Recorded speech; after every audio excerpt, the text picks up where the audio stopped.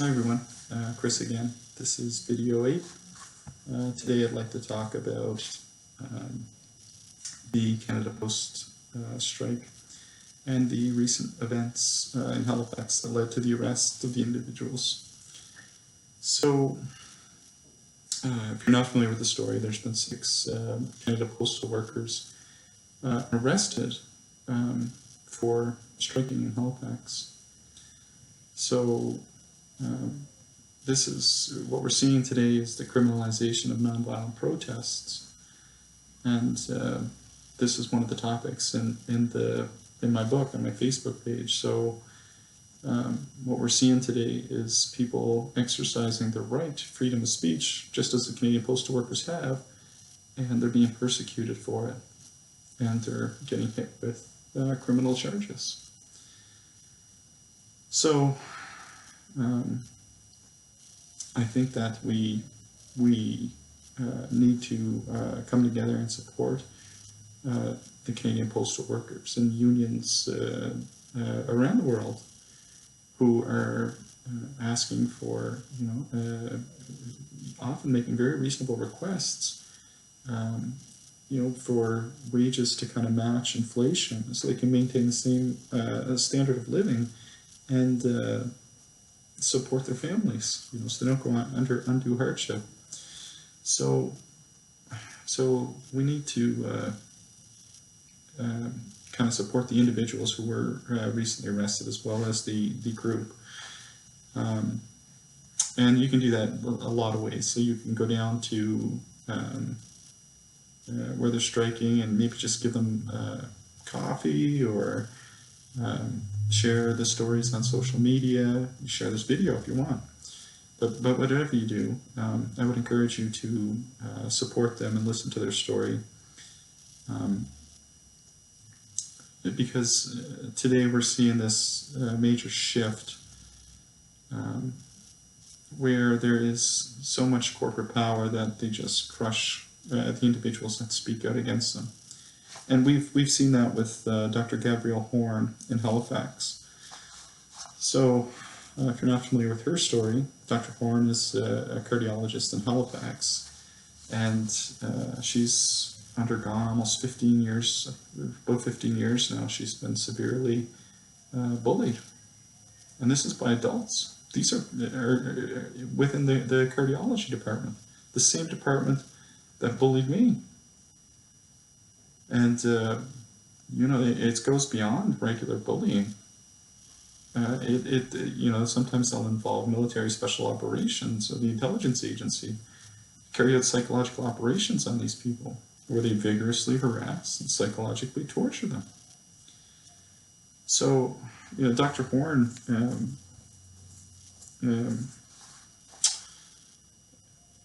we have to become aware of these stories and what's happening, and I hope that she's able to get a fair resolution to this. She originally won, I think it was 1.4 million, but then she had that clawed back to like 800,000 or something like that. So and she's still working.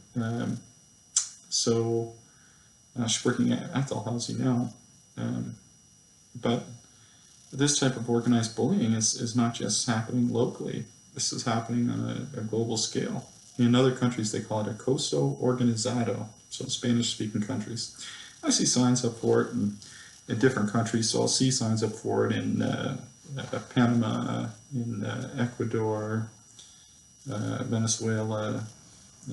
You see signs up for this everywhere, so this is literally a global problem. That's hard to believe at this day and age, when we have all these anti-bullying campaigns, that adults, professionals, are carrying this out on people. So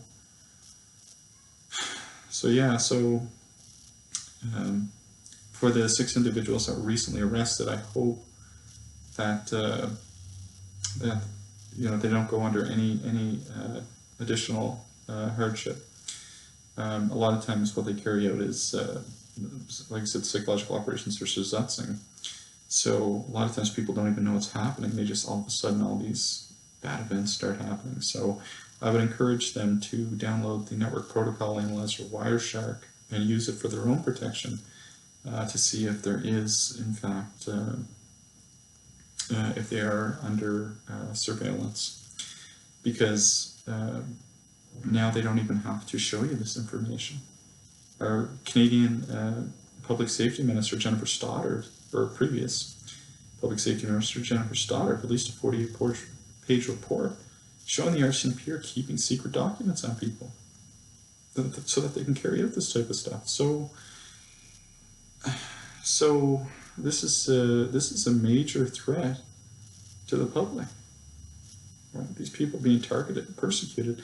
So we see, sometimes the story will run as the RCMP arrested people to protest because they're a threat to public safety. Well, no, that's not the threat to public safety. Military special operations and psychological operations being carried out covertly against people. That is the threat to public safety. You often hear me talking about the fake war on terrorism. And what I mean by that is peace advocates being targeted for advocating against the military-industrial complex, initiating wars in foreign countries for profit. And so, like you've seen in the past, Nelson Mandela, Martin Luther King, these Nobel Peace Prize winners being targeted. And they go undergo smear campaigns, just as Gabrielle Horn, Michael Goodyear, these people undergo. Michael Goodyear, another one who was targeted in Halifax. And you see some of the specifics on this in the J-Trig article. So the J-Trig article, as previously mentioned, was written by Glenn Greenwald. He's a Pulitzer Prize-winning journalist. And it was on how how J-Trig, like members within the intelligence agency and stuff like that, create fake online profiles to go on to destroy reputations, deceive the public. And I would encourage anyone to check out the article. But some of the specifics were that they use, that they might pose as a victim and write a blog about the individual. They ruin business relationships. We always see the same contact issues. The fake bill scheme where they pass fake bills to the individual and pass them off. Another one from another one in the J-Trig article was they used the government referred to it as honeypots. So they use women or men to seduce an individual, and then say that they were a victim of rape. So this is very disrespectful to women, I think, especially the women who have undergone such a traumatic event. So to do things like this, it's that is the terrorist threat to the public. So fake war on terror, it's fake because they're targeting human rights advocates, peace advocates, etc. But they really are terrorists, just they're functioning under the facade of fighting terror, right? So anyway, so PSYOPs is a major problem. There's another video on my page about it if you want to go into more detail.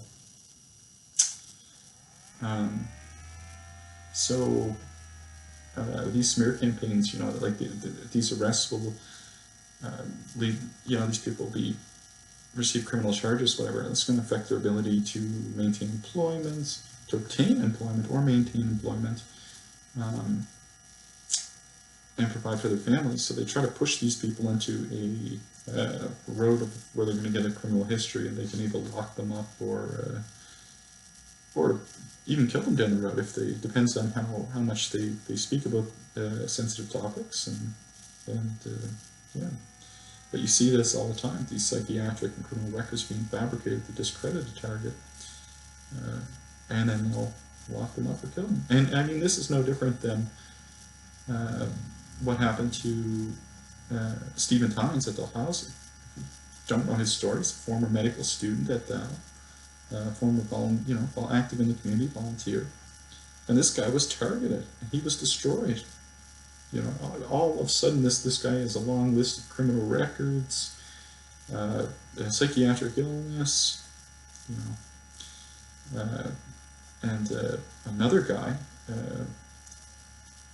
Ahmad Subani, I've never met the guy, but he writes for Cabal Times, and he wrote a paper that would be considered controversial, and he turned that paper into a book. And this guy was absolutely persecuted for it, and he had to leave the country. You know, Dachau's had involved intelligence agency, special operation, counterterrorism, basically, all the different groups that go along with that. And he was forced to leave the country.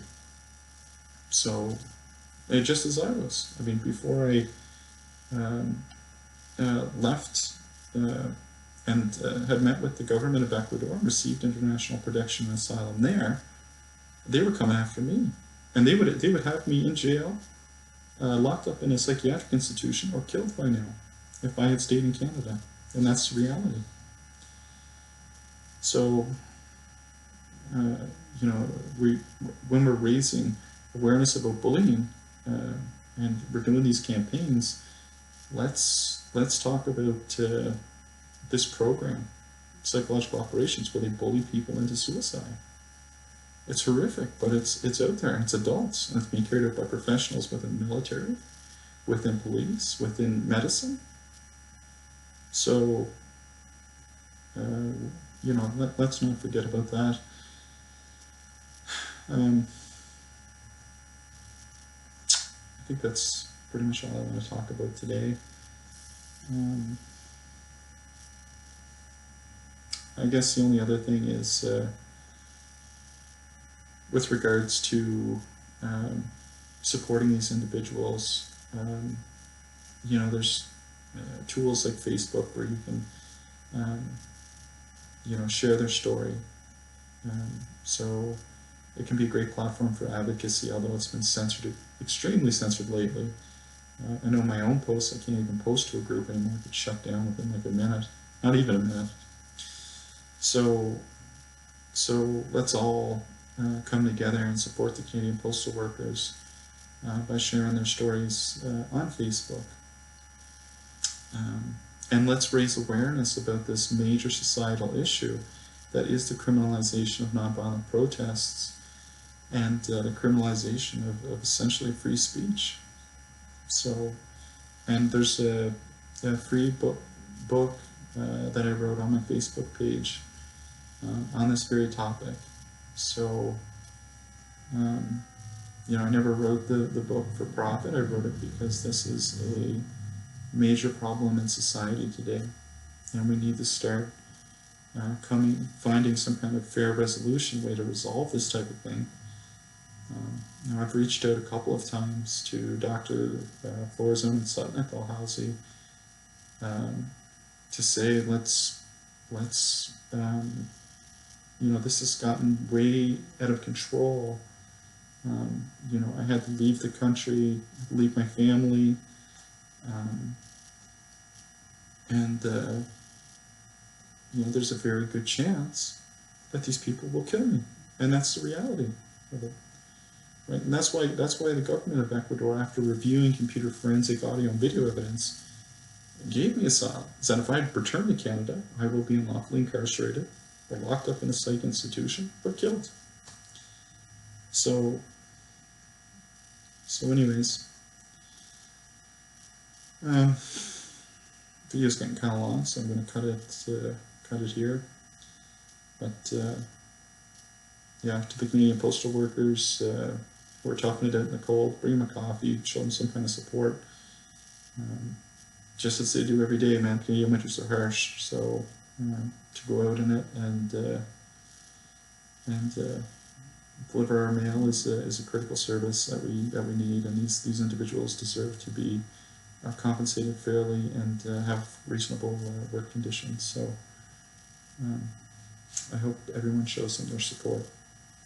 Take care, guys.